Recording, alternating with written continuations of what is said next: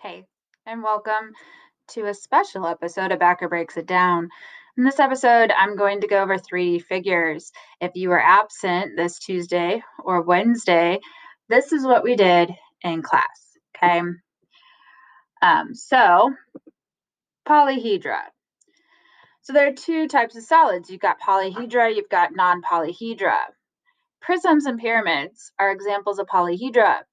Cylinders, cones, and spheres are examples of non-polyhedra. So how would you describe a polyhedra? Clearly, polyhedra have no curves to them. There's nothing circular or curved about them, okay? So it says that a polyhedron is a solid formed by polygons that enclose a single region of space. So a circle is not a polygon. Now the flat polygonal surfaces are called faces. The segments where two of these intersect are edges, and where three or more edges intersect, we call that a vertex. Okay, so the very room that you are in right now is an example of a polyhedron. It is specifically a prism because the room that you are in has two faces called bases, and they are congruent parallel polygons. Okay, so the bases of the room that you're in would be the ceiling and the floor. The walls would be the lateral faces. Okay, because lateral faces are the faces that aren't bases. Got it? But thinking of whatever room you're in right now, the floor and ceiling would be the bases, the walls would be the lateral faces. Now, prisms are named according to the shape of their base. The green prism here is a hexagonal prism because the base is a hexagon. Prisms can be right or oblique. The yellow pentagonal prism is a right prism. The green and purple prisms, those are oblique, they're slanted. Okay, no matter what the altitude or the height of a prism will be the perpendicular distance between those two bases. Okay, so prisms have two bases. Pyramids only have one. Okay, and that's the base, right? It has only one base. The lateral faces are triangles.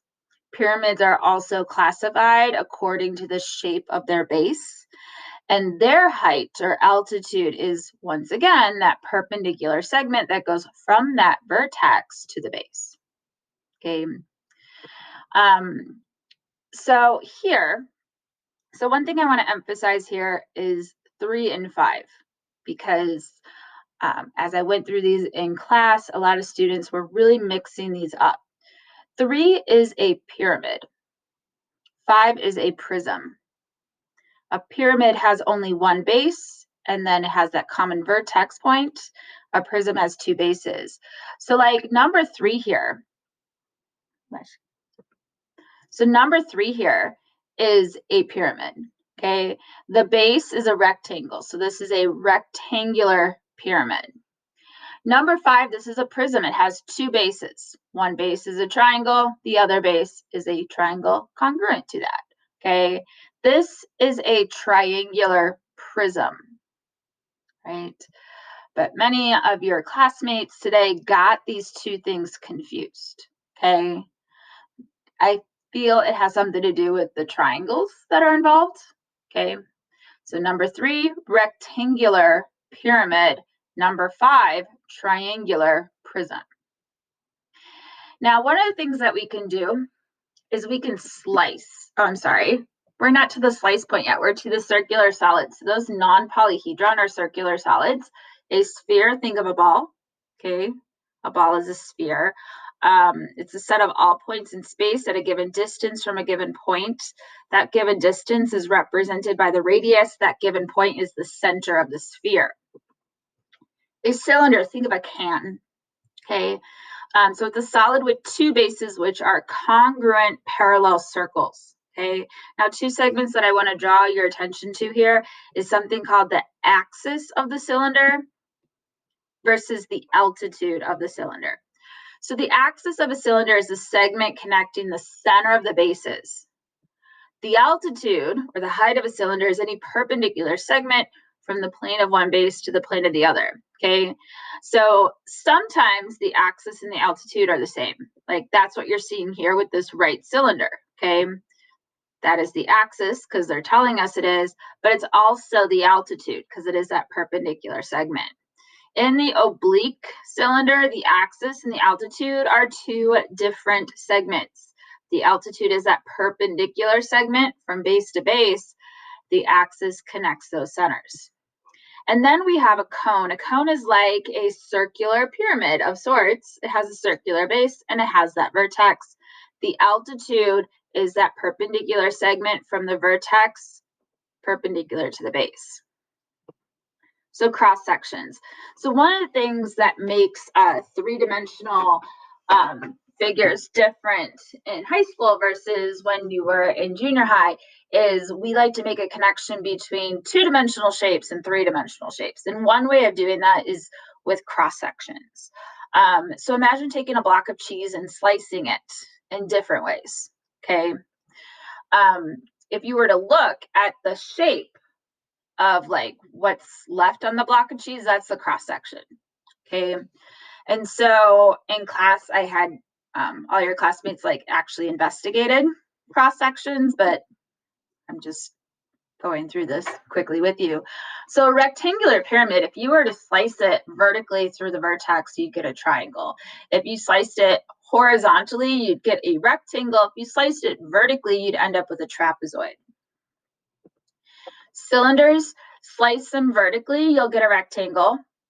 Slice them diagonally, you'll get an ellipse or an oval, but the high school term is ellipse. And horizontally, a circle. Cones, if you go horizontal to the base, you'll get a circle. Diagonal to the base, you'll get an ellipse. Perpendicular to the base, vertically, is going to be a triangle. No matter how you slice it, you'll always get a circle with a sphere. And then cubes. Cubes are actually kind of interesting. Okay, I went through this with your classmates because it's kind of like a nice little visual. Okay, and so here the sword is going to show you where it's cutting. And so it's possible to get a triangle when you slice a cube.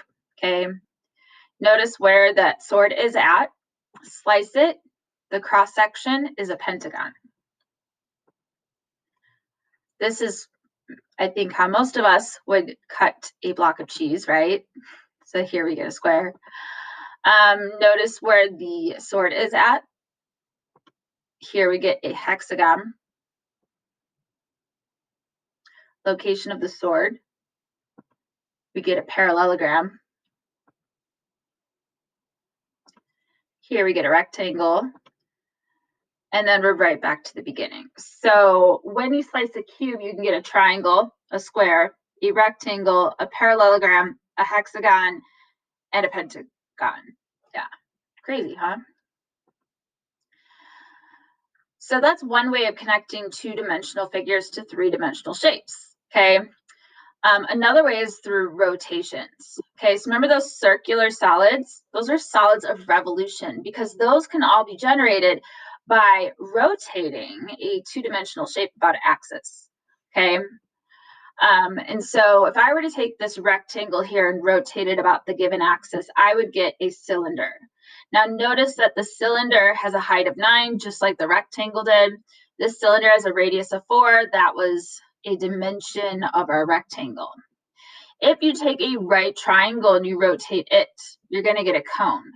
Notice the height of the triangle is the same as the height of the cone, and the base of the triangle is the radius of a cone. A sphere would be generated by rotating a semicircle. Okay. Translations in three-dimensional space. So this one's kind of funky. So like the analogy I gave your classmates was, imagine you have a triangle and it's like covered in slime. Okay. And so then imagine like pulling that triangle upward.